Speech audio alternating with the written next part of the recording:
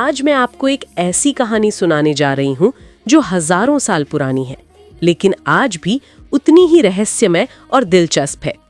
ये कहानी है बसंत पंचमी की, जो कल यानी 23 जनवरी को मनाई जाएगी। लेकिन क्या आप जानते हैं कि इस त्योहार के पीछे छुपे हुए रहस्य क्या है? कहते हैं कि बहुत पुराने समय में जब सरस्वती नदी अपने पूरे वैभव के साथ बहती थी, तो इसके किनारे ऋषि मुनियों के आश्रम थे।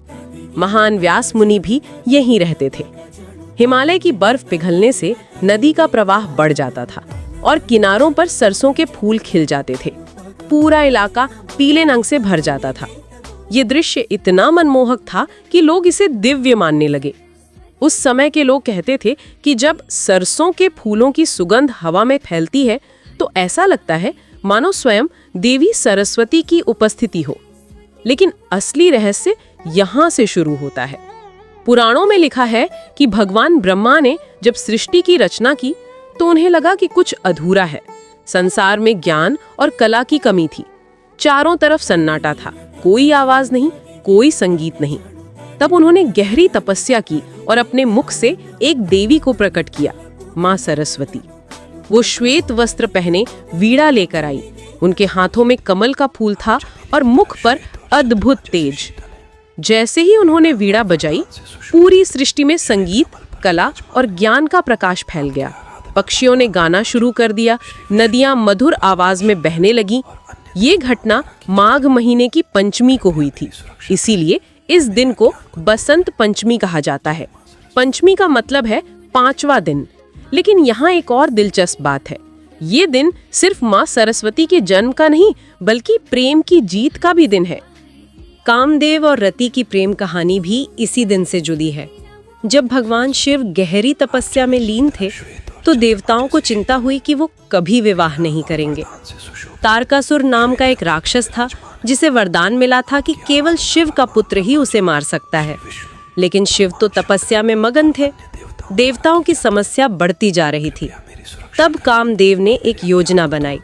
उन्होंने अपने फूलों के तीर से शिव पर प्रेम का वार किया। शिव की तपस्या भंग हो गई, लेकिन वो इतने क्रोधित हुए कि उन्होंने अपनी तीसरी आंख खोलकर कामदेव को भस्म कर दिया। रति ने बहुत विनती की, रोई, गिड़गिड़ाई।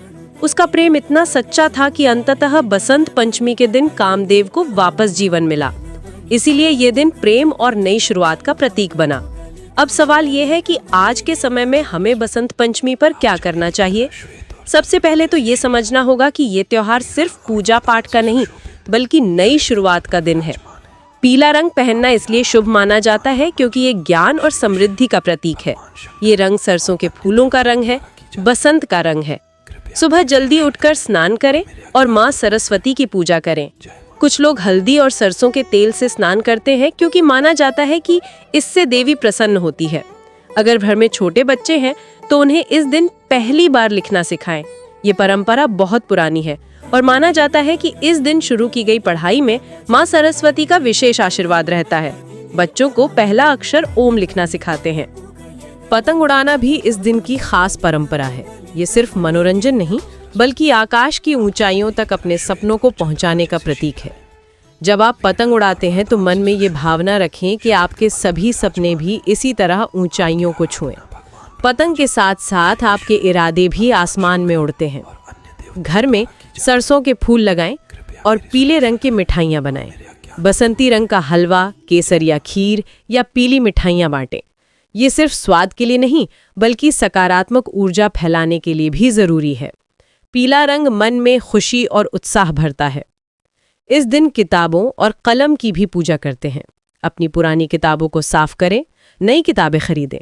अगर आप कोई कला सीख रहे हैं, चाहे वो संगीत हो, नृत्य हो या चित्रकारी, तो इस दिन उसमें विशेष अभ्यास करें। कई स्कूल और कॉलेज इस दिन विशेष सरस्वती पूजा का आयोजन करते हैं। पूजा की विधि भी खास है। सुबह 7 बजे से 12:35 तक का समय शुभ माना जाता है। माँ सरस्वती की मूर्ति को पीले या सफेद कपड़े पहनाते हैं, गेंदे के फूलों से सजाते हैं, चंदन, अक्षत, पुष्प, धूप, दीप और नैवेद्य चढ़ाते हैं। सरस्वती वंदना और आरती गाते हैं। सबसे महत्वपूर्ण बात यह है कि बसंत पंचमी सिर्फ एक दिन का त्योहार नहीं है, ये एक नई सोच, नए संकल्प और नई शुरुआत का दिन है। जैसे प्रकृति में नए फूल खिलते हैं, वैसे ही हमारे जीवन में भी नई संभावनाओं के दरवाजे खुलते हैं। ये दिन हमें सिखाता है कि ज्ञान ही सबसे बड़ी संपत्ति है। तो कल जब आप बसंत पंचमी मनाएं, तो सिर्फ रस्म अदायगी न करें। इस